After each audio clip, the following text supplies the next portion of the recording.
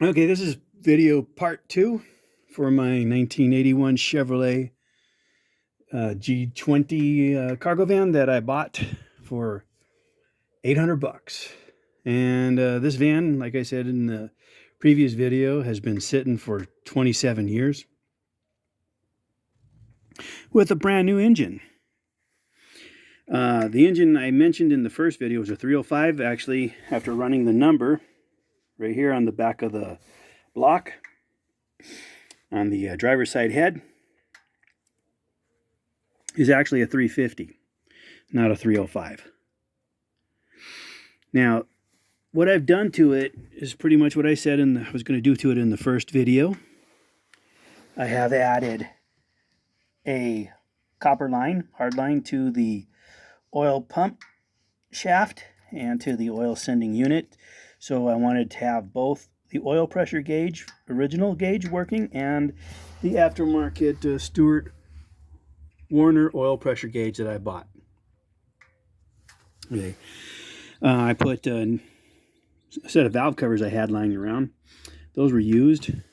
Brand new distributor, HEI, with the knock sensor or electronic, I forget what the hell you call that.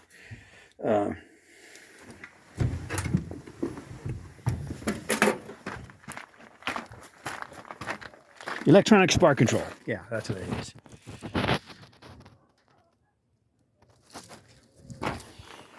I don't know how long they used the electronic spark control distributors. I think it was only for a year, maybe 2, and then they discontinued that because it was pretty much worthless.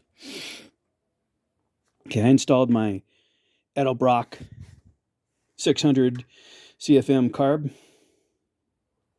Picked that one up on eBay used. And the only issue I had was the throttle bracket. The throttle bracket, I wound up buying an Edelbrock throttle bracket, and I couldn't even use it. I had to utilize the base, and then I used the original factory bracket, and I cut it and bolted it together with these 2 bolts here. But that is actually not the way to do it. That's not the way to do it at all. The way to do it is you buy the Holley bracket that mounts to this bolt here. And it's a very simple procedure. The Holley mounting bracket actually has a curved pin, looks kind of like my finger the way it's bent. Goes out and then straight down. It's a steel pin. You have to drill a hole from the back side of this. And if you look at my other videos, I show you precisely how to do that, but that bracket from the Holley works great with the Edelbrock. It's the way the Edelbrock should have designed it, but I guess they couldn't because of patent reasons. But in any case, I did install a set of used headers I had lying around, Headmans. They're actually made for this van. And what else did I do? I installed a new water pump.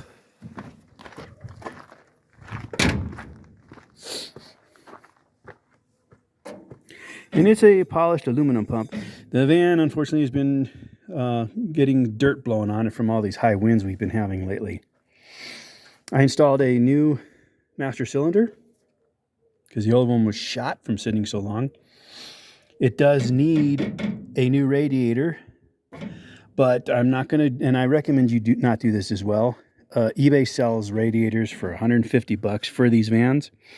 And the reason I'm changing this one out is because, as you can see, it has a nice big hole in it right here.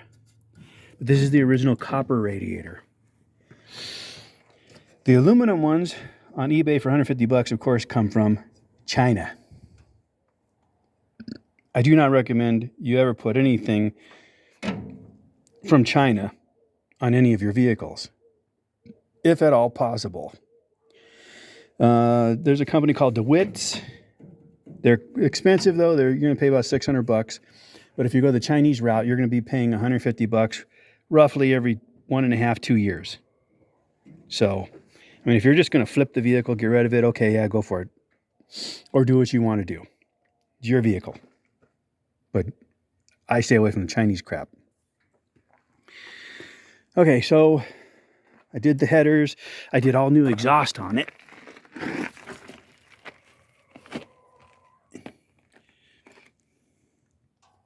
It's got the center X pipe. And I went with the ball and socket connectors, as you can see. So there's no headed gasket I'll ever have to worry about changing. Nice center X pipe design. Those are actually one exception I make for when it comes to Chinese crap. Those are Chinese Flowmaster replicas. And of course, they are dual. There's one on each side. And they actually sound pretty damn good. And of course, I went with fiberglass protector boots for my plug wires so they don't melt up against this header pipe. This is going to be a cold start also. You can see that I got my hands on it. Not hot, not cold. I mean, not even warm. It's cold. No depressing of the gas pedal.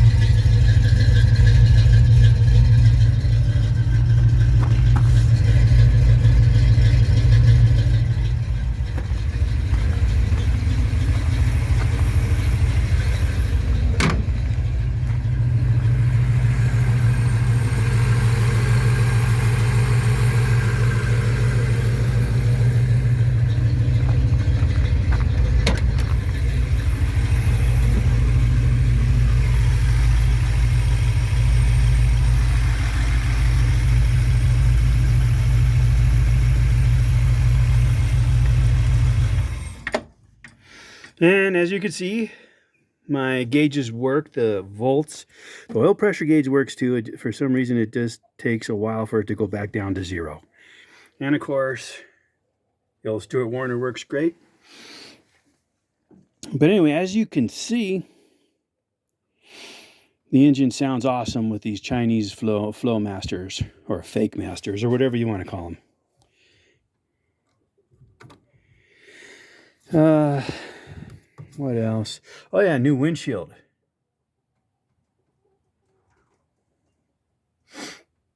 Now, the windshields, what you have to do if you're going to replace a windshield on one of these G20 vans, I believe it's like somewhere around 79 or 80 on up, they no longer make the original gasket. This gasket, I ordered it for, I think it was a 78 on down Chevy van. They work just fine. They are a bit tricky to get on. They have this tuck and fold deal with this rubber right here. You can see where this separation line is. You have to, this is actually swings upwards, and you have to flip it down and tuck it under. And there's like a little step, and then it goes over it like that, and that locks it in. But when you have the windshield out, it's also a good idea to replace or sand and clean and repaint your VIN, which is what I did. So in any case, getting back to the radiator situation, the upper hose connect, you can see, is completely unwelded across the well, at least half the surface. So I'm going to be pulling this radiator out, and I'm going to be taking a piece of copper pipe, and I'm going to section it and then flatten it out on my anvil and use it as a band-aid for this hole. I'm going to solder all the way around it, all the way around the circumference of the radiator hose connector, and this radiator will be as good as new. And it'll certainly be better than the $150 Chinese aluminum radiators, which look fantastic. I mean, they are actually TIG welded. They look great. But if you do a review search on YouTube, you will find everybody warning you about them, not to buy them. So that's going to be my recommendation as well. In any case, this is a quick video, and I just wanted to show you that. Oh, and I do want to show you the throttle body, the Edelbrock carburetor connection. So we're going to walk over here to my little shorty van.